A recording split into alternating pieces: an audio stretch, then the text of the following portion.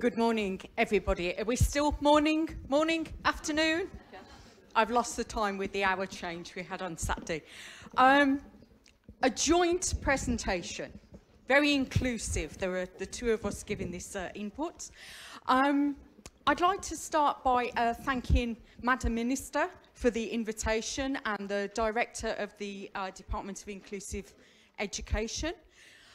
I'd also like to thank all of you for using the little machines, the technology. Thank you very much for helping support our special needs in our lack of Polish. It would be really, really painful for Verity and I to speak to you in Polish, but I think it would be even more painful for you to have to listen to us trying to speak and say this presentation in Polish. So thank you for using the translation machines. What we'd like to do now is actually the initial plan for this input that we were going to be first and present some general ideas about inclusive education and changing in thinking in inclusive education. But as it's happened, everything that the previous speakers have presented, our input links into anyway. So we'd like to ask you to think about what we're going to be saying as thinking about inclusive education from a slightly different viewpoint and thinking about inclusive education within the wider context of, I think I use this one, yes, a view of ensuring the rights of all learners that's really used as a starting point for your national work, for European level work, international level work, but it's also the starting point that we in the European Agency have. And it's also the starting point of some work that we are undertaking at the moment with colleagues in Poland, which is funded by the European Union Structural Reform Support Programme. And we're into a second phase of the work, looking at how we can work with not just the ministry team and the expert team looking at inclusive education in Poland, but also wider stakeholder groups, in the way that Madam Minister said, that there needs to be a dialogue and a discussion in how things can be taken forward, identification of challenges, but identification of possibilities and possible approaches that can be used on a wide scale.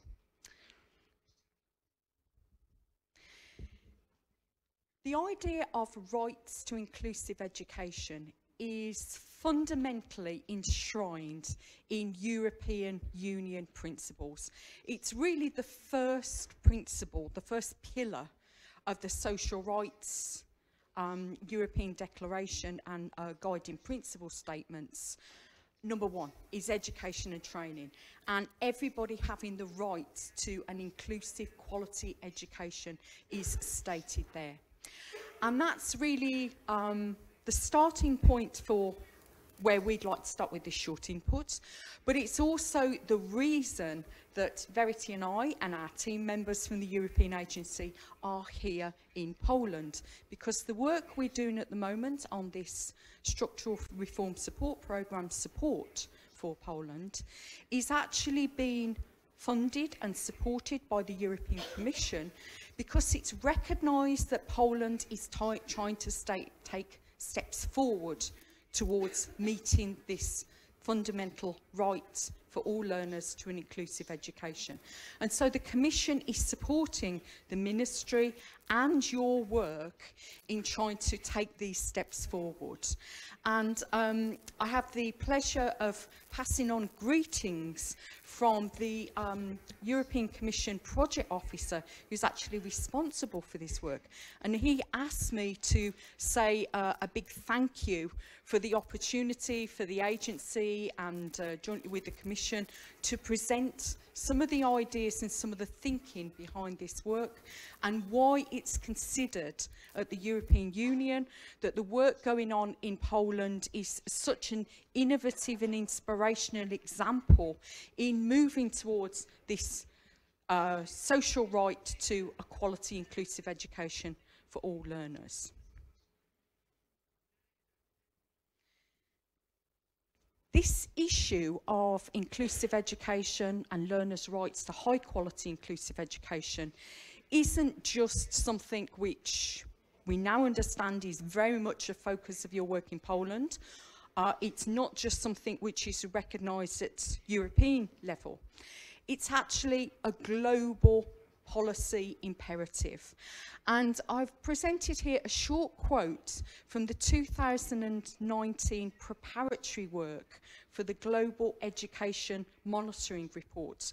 In 2020, there will be a UNESCO publication on inclusion in education. And this is a global report that covers all regions covered by the United Nations and looks at innovative, inspirational work across different countries, but also highlights key principles of the work which is going on at a global level. And their starting point is the idea that inclusive education is a statement of political aspiration. Inclusive education as a goal all countries aspire to. And this is quite important. Inclusive education is a goal most countries are still working towards. We would say there's probably no country with a fully inclusive system in the world. Every country is on the journey towards inclusive education. And so it's very encouraging for us as outsiders to the Polish system to be here, hearing your discussions and seeing that Poland has taken some crucial steps on that journey. You've taken the political step of saying this is a policy, aspiration and a goal for our country. But you're also taking those important practical steps in thinking about, well, what does this mean for us? What does it mean in the Polish context to think about what do we mean by inclusion? What do we mean by inclusive education? Who are we talking about? And how are we going to do it in the best way for us? So those critical first steps are ones which you share across European countries, but also global countries. You are not alone. A little bit about the agency and why we might be here and why we think we can offer you some information that we hope will be useful to you. We actually work with 31 member countries, 35 jurisdictions, because we have 2 Belgians and 4 UKs, which is a little bit confusing, but these countries have separate legislative frameworks for education, and so they're represented separately in our work. We're not a European Union or a European Commission organisation.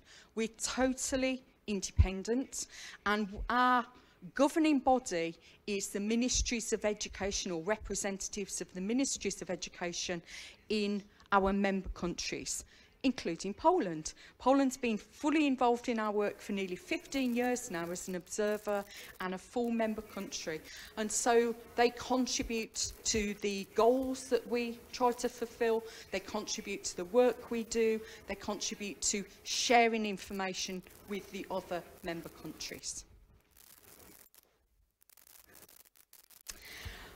There are different aspects to the work we conduct with our member countries.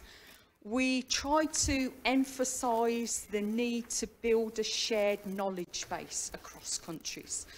What's happening in an individual country that could be of interest and inspiration for another country. What sort of advice and individual support can the agency provide an individual country? But also, how can we work with different groups in different countries and act as an agent for change? How can we actually support countries in moving forward on their journey towards inclusive education? And that's really the reason that Verity and I are here. We're hoping to be working in this next 18 months on a second phase of the work, thinking about how we can support the developments towards quality inclusive education in Poland, working with the ministry team, working with different groups of researchers, of regional policymakers, of teachers, of parents and learners. Our intention for the next 18 months is to try to reach out to as many stakeholders and engage them in some of the questions that were raised earlier in the inputs, but also need to be raised, working towards possibilities for a new legislative framework that I know you are considering in Poland at the moment, and what could be some of the key assumptions that underpin that legislative framework. All of this work is being done from the starting point of the agency's agreed position on inclusive education systems. This is a very short statement. Learners of any age are provided with meaningful, high-quality educational opportunities in their local community alongside their friends and peers. That mirrors a lot of the points that we've heard from the previous speakers, the goal and intention of inclusive education. This has been agreed upon by all of our 31 member countries, the 35 jurisdictions, but it actually took over 2 years of work to get agreement on this statement. That's the level of difference countries are at in their thinking. This is agreed as a vision, an aspiration that all countries are working towards, but in the way that I said for the global level, the Global Education Monitoring Report, no country has achieved this. No country may ever achieve it. The most important point and factor at the moment is that all countries are saying this is what they aspire to, this is what they're aiming to do, this is how they feel they should be working towards changing their systems. And within that thinking, it's important to consider inclusive education as an inclusion as something which needs to be focused on systemic change. What do we mean by that? Well, first of all, it needs a system view. Changes towards the journey and the vision of inclusive education can't mean what we would say in English, tinkering around the edges. It can't mean changing one small little thing and then expecting other things to automatically change. No, it needs a view of the whole system and how the whole system works together in an interrelated way, and how consequences of changing one element of the system might impact on other areas of the system. It involves a focus upon all learners, but you still need this specific focus on the needs of some learners who may be vulnerable to exclusion and may need different forms of support to prevent them from being excluded from learning opportunities. It involves a curriculum for all, a curriculum that all children, learners, adults within a lifelong learning perspective can access in ways which are meaningful for them. Importantly, inclusion from this systemic view involves and should be considered as a transversal issue. It's not something which can be seen as the responsibility of a few teachers or a few researchers or a few teacher trainers or a few policymakers. It's got to be something that everybody sees as something that is about their work. Inclusive education and the thinking about achieving the goals of inclusive education becomes something which is everybody's view, it's the norm, people all take responsibility for achieving those goals. It's not a separate question that's left for a separate group of people to answer or address or respond to.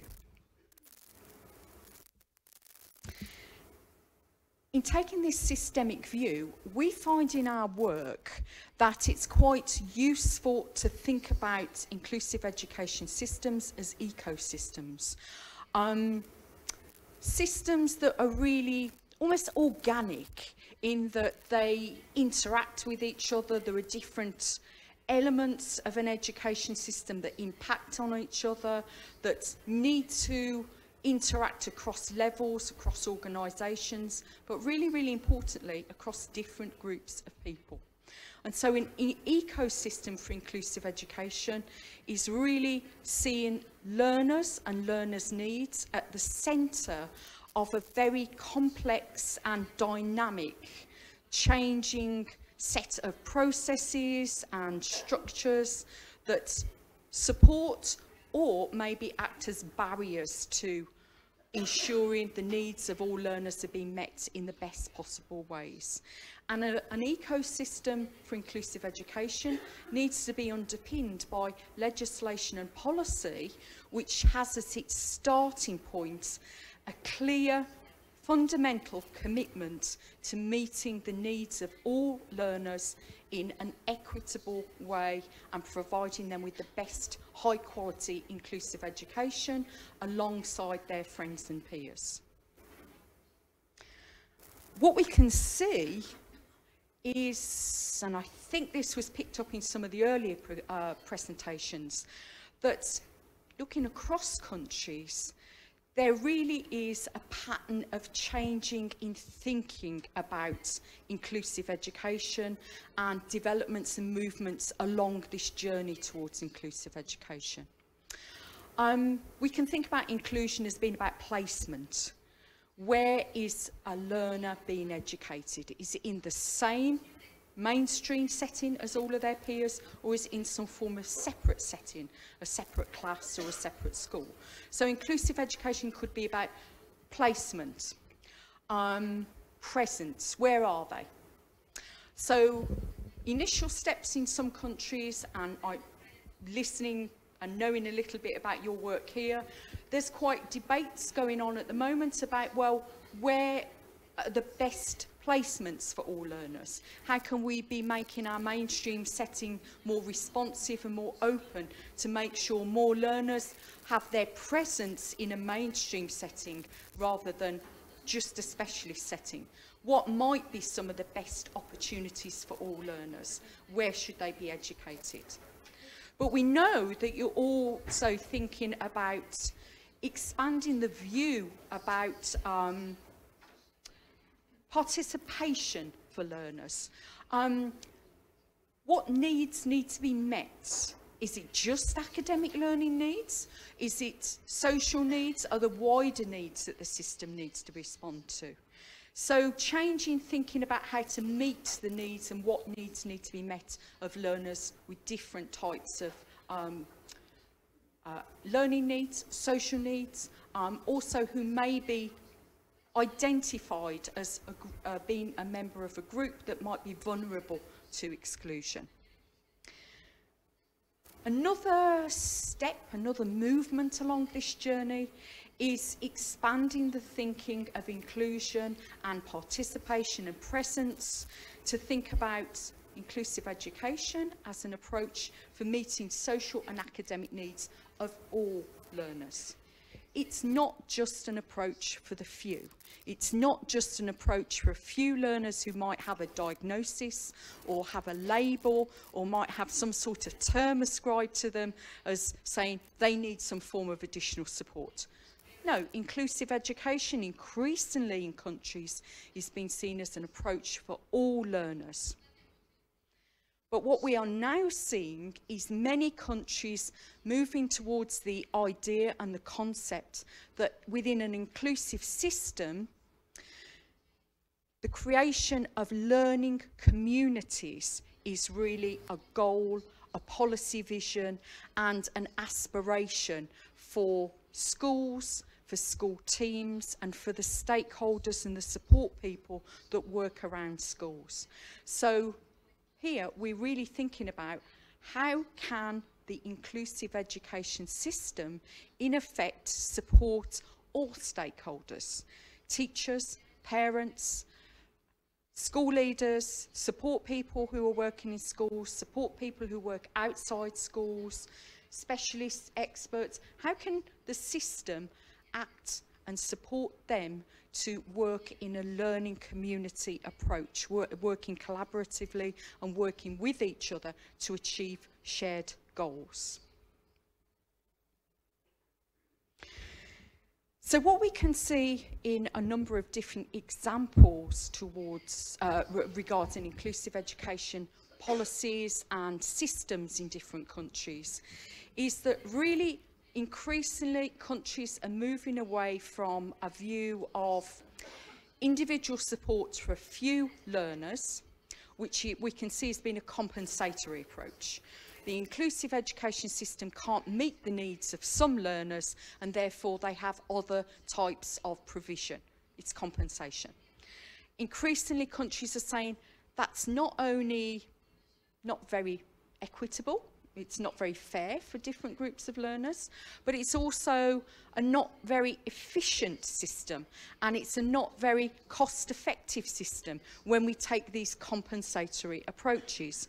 And so many countries are now considering moves towards proactive, early intervention, preventative approaches that mean learners are not excluded from learning opportunities. They're not, their needs are recognised at a much earlier level, and it means that there is less need for learners to access high levels of additional support because there are different, more flexible possibilities in place. And I think this very much links into some of the points that was made by Thomas and colleagues earlier on.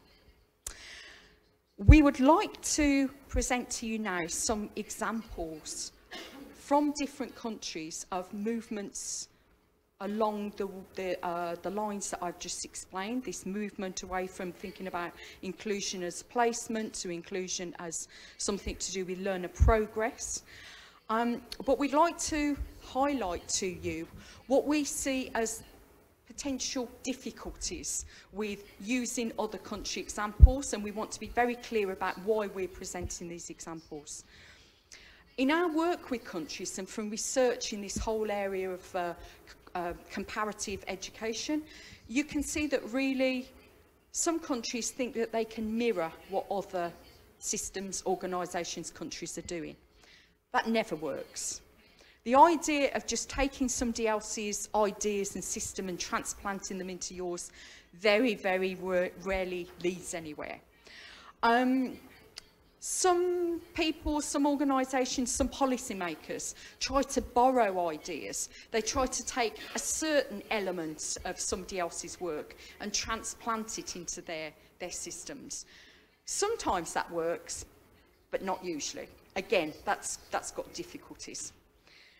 What we feel works best, and what we think that Poland is trying to do with a lot of the work that we're engaged in at the moment with you, is to learn general lessons from other people's work. What's worked, what didn't work, and why? What can we think about within our system to avoid? What can we think about within our system to take forward and build upon? And so everything that we're going to present to you now is not an example of good practice.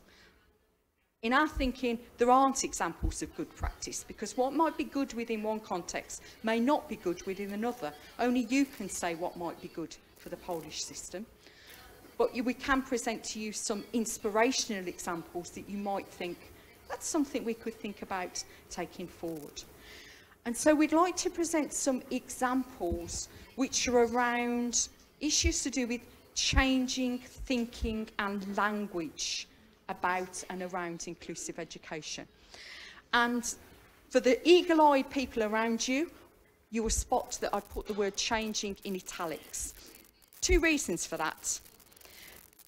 The first reason is, we would argue there is a need to change thinking and language. It's a prerequisite for moving policy and practice forward. Having a shared language, having a shared understanding system about what you are all talking about within your system. But we can also see that language and thinking is changing. It's happening already, and we can see in Poland. We've been working with you since 2018, And there have been huge changes that we, as a small team of experts, outsiders, can witness has happened in Poland. You are already changing your thinking and language around inclusive education.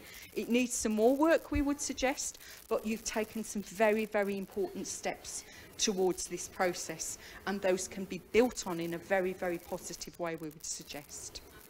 So I'm going to hand to my colleague Verity, and she's going to present some of these inspirational examples, we hope. Thank you.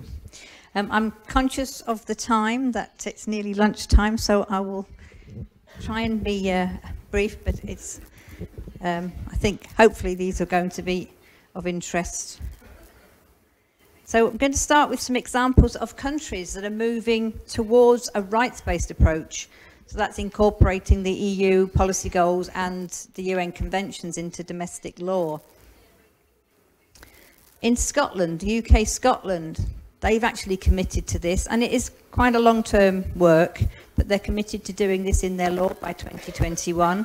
They're looking at an audit of the most effective way to put these principles into their domestic law, and looking at a child rights action plan, looking at participation, raising awareness, looking at impact assessment, and reviewing all their existing legislation to look for opportunities to embed this in their domestic law. A second country that's working along similar lines is Sweden, and they voted again to put the United Nations Convention for the Rights of the Child into Swedish law, looking at incorporating it so that children's rights become more visible across their system, and creating a foundation for a much more child-based and child-centred approach in all their public activities, and that's due to happen by January 2020. I'm going to move on to some examples of countries that have got statements of commitment. And we know a lot of this is about values and attitudes. It's about what you feel here, as well as what you're doing in action. So it's very important to have that commitment and policy goals for inclusive education. And one of these countries is Serbia, where they've recognised that inclusive education is not just a question of accessibility or process, but it is a change in basic values and beliefs. There are significant human, economic and social reasons for inclusive education as a means of building relationships, and within individuals, groups and society as a whole. And they have a group for social inclusion that's recognised that this really is about continuous improvement. It's not something that you do and you say, that's it, we've done it.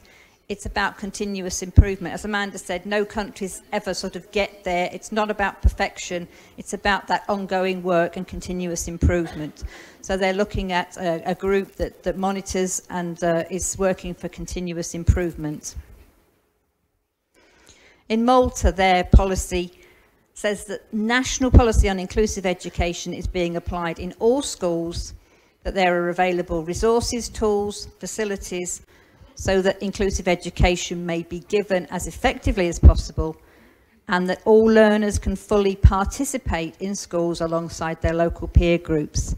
So very much about the rights within education. Amanda referred to putting children in a place, in a school.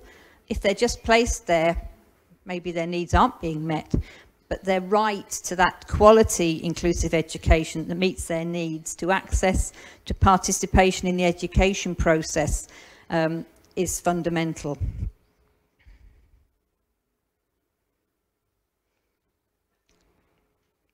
There's some countries that embed these policy goals in their curriculum, and one of these is Iceland.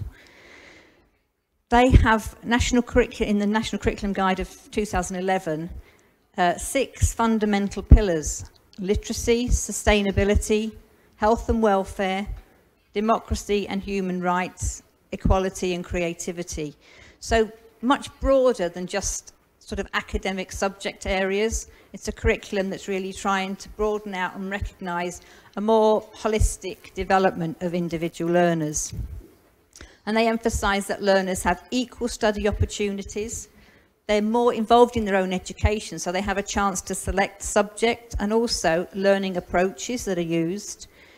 Their activities should encourage a healthy lifestyle and take into account differences in personality, in development, talent, abilities and interests of each individual, and prevent discrimination of all kinds. A further example comes from Portugal. They've had a recent law, and this has been the result, and some of you might have heard in the work we've been doing that Amanda referred to, Portugal has actually been involved as a case study country. So some colleagues will have be a little bit familiar with Portugal and how long it has taken them to develop this new law. But they say schools shall include in their guidance documents lines of action for the creation of a school culture where everyone will find opportunities to learn and the conditions for full realisation of this right, responding to the needs of each pupil, valuing diversity and promoting equity and non-discrimination in accessing the curriculum and the progression in the educational system. So there I think we've got to focus on equity.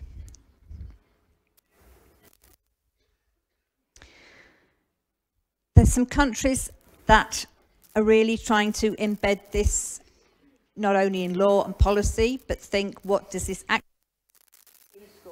practice in the classroom? And one of these countries is UK Wales. They've got a new curriculum, or they're planning a new curriculum for 2022 that's aiming to raise standards for all learners and actually reduce the attainment gap. A lot of countries are concerned that there's a gap between learners who are achieving well and those who are achieving less well, and what strategies and approaches they can take to close that gap. And in Wales, they've done a lot of consultation by asking practitioners for advice about the curriculum. So it's actually based on research evidence as well.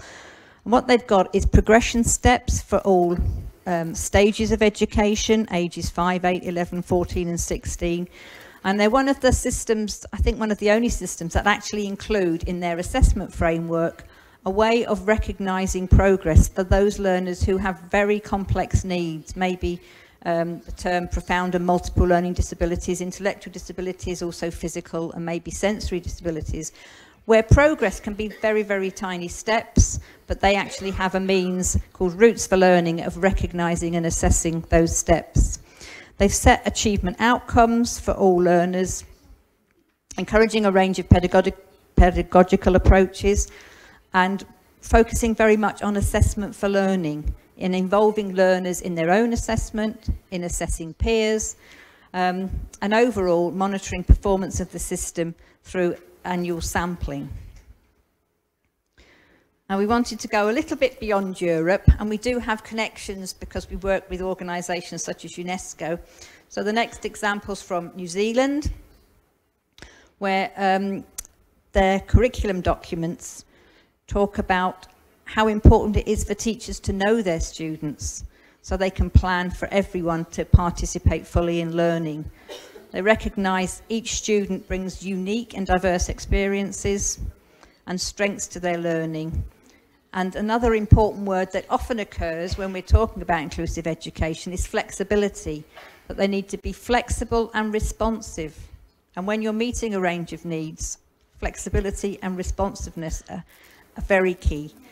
And that systems and processes need to fit around the student rather than requiring a student to fit in. So often in a former system, and maybe a more rigid and traditional system, a student is put into a school and somehow expected to adapt to what's going on. What we're saying is the system needs to be a lot more flexible to respond to needs. And another example beyond Europe is an initiative in the United States called SWIFT, which is about school transformation.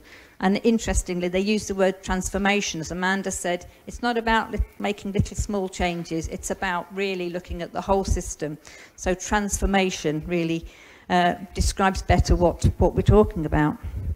This is a multi-tiered system of support that focuses on the bottom line, universal support for all learners. So all learners are entitled to a high quality inclusive education, and teachers should be skilled up to be able to meet a range of diverse needs and support learners in the classroom. For some learners, they need additional support. So teachers should also have a range of strategies and approaches, and within school support from inclusive education coordinators or specialist teachers to provide that additional support. But for a few learners, and these have been spoken about earlier, they need a more in-depth assessment, and they will need intensified support from a range of professionals. But still, the focus should be on school-based, and it should be on learning. So to sum up, all these examples we feel have got some common characteristics, and these align quite well with some principles that we had from a project in the agency called Raising Achievement, which actually Poland was very closely involved in. So it's about creating a raising achievement culture, a culture of trust and openness to allow all learners to succeed. So it's about ethos and values, and that all learners are actually welcome in the classroom. It's about lifting limits on learning, raising achievement, extending opportunities for all learners. So teachers plan opportunities that can engage everyone in their class. Developing a system of mutual support. Everyone needs support, and that means learners, teachers, parents, leaders in schools. Everybody needs support. Decision makers and policy makers all need support. But importantly, it's about nurturing all learners. And I think nurturing is quite a good word, because it's about support and maybe that element of really caring for the learners and putting them at the heart of what's happening. So it's about involving them in a dialogue and decisions about their learning. Leadership is a key. School leadership, school leaders play a really important role in any of this, but it's everybody's responsibility. And focusing on what matters. Inclusive education to raise the achievement of all learners requires ongoing monitoring and reflection on priorities. What is really important? What matters in the system? It's usually about the learners, and it's about equity, so that all learners actually get equitable opportunities to make progress. Importantly, achieving more together. It's a key element. A collaborative learning community is the key to inclusive education and raising achievement for everyone. And finally, it's about recognising that this is a long-term commitment. It takes time, it needs careful consideration, a staged approach. You can't take all the elements on together. It needs careful planning, priorities, and maybe piloting, evaluation to see what works for you in your situation. But importantly, it's also about values and attitudes, and that sometimes takes a while to change people's mindsets and to get that thinking and new terminology really embedded into the system. Okay, I'm going to hand back to Amanda to finish off. We're nearly there. We just have one last slide for you. Underpinning all of this thinking, we would like to share with you what we call the 3 big E's. And as I mentioned in a previous presentation this week, we're not sure if these 3 English E's translate into 3 Polish P's, but if they did, that would be great, if you can find a way of doing this. Sorry, don't they? Oh, we'll rethink this. We need some translations to do it for you. What we can see in looking across these examples, and by the way, if you would like more information on any of those examples, Verity and I can provide those for you. We'd be more than willing to give you a depth, because we know that was just little snapshots of these policy examples and these areas of work from the different countries. But as well as the fact is Verity highlighted, we'd like to stress 3 key principles that obviously underpin all of those developments. The first is equity, a focus on equity.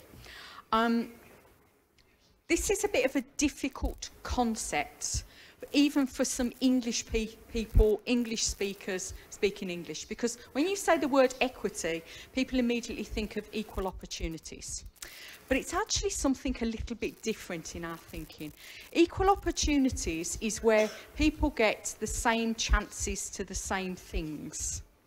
But equity is where people get what they need to achieve what they can, the best things for them. So equity is a different thinking to equal opportunities. It's really the starting point for equity is what do you need to get the best outcomes for you? Not what somebody else might think is the best outcomes, and not having what somebody else thinks you need. So it's a little bit of a different mindset to thinking about learner diversity and how we might remove barriers to learning within an educational context. But it's also something to do with effectiveness. How can the system work in a way which means it's more effective for everybody that's working in the system, that we get more out of the system in terms of achieving what we're all aiming for, and it means we can work in a better way together rather than everybody working individually, overlapping efforts, and that we're actually maybe sometimes working against each other. And we can see in some country systems, this can sometimes be a real issue. Efforts in different sectors, efforts in different departments, organisations, rather than working towards synergy. And I learnt this week that I think in Polish that word is synergia, or something similar. I like that. It was easy to pick that one up. Synergy of efforts and effectiveness go hand in hand. How can people work together collaboratively to achieve more together? And then the third one is really quite important, and we know this is very important for the policymaker colleagues. Inclusive education systems are actually more efficient systems. There's an efficiency and a potential cost benefit in taking some of the preventative approaches that we highlighted earlier.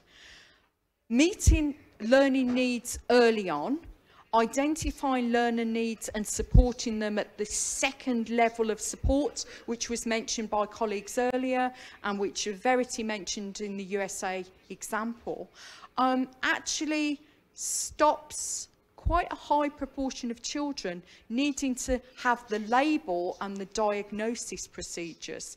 And so there are possibilities for effectiveness, cost effectiveness and efficiency within the system, which has the goal of saying we want to meet all learners' needs in the best possible way for them and support all of our stakeholders to meet all learners' needs in the best possible way. So those are the final points we'd like to leave you with in your thinking about where are you on your journey towards inclusive education. Verity and I would like to say a big thank you again to the organisers and the ministry team for the invitation. It's always a pleasure to be back here working with you. We'd like to say good luck on your journey, but also congratulations on well done on how far you've come, and for recognising some of the important steps you need to take to keep moving forward, because we really would like to congratulate you on your clear-sightedness in trying to identify what needs to be the next steps you take forward and engaging in this stakeholder dialogue to identify those next steps. So we're looking forward to working with you in the future. And just a final thank you from 2 members of the Wild Garden fan club. I'll leave you with that, linking to the previous speech. Definitely we're the Wild Garden girls from England. Thank you.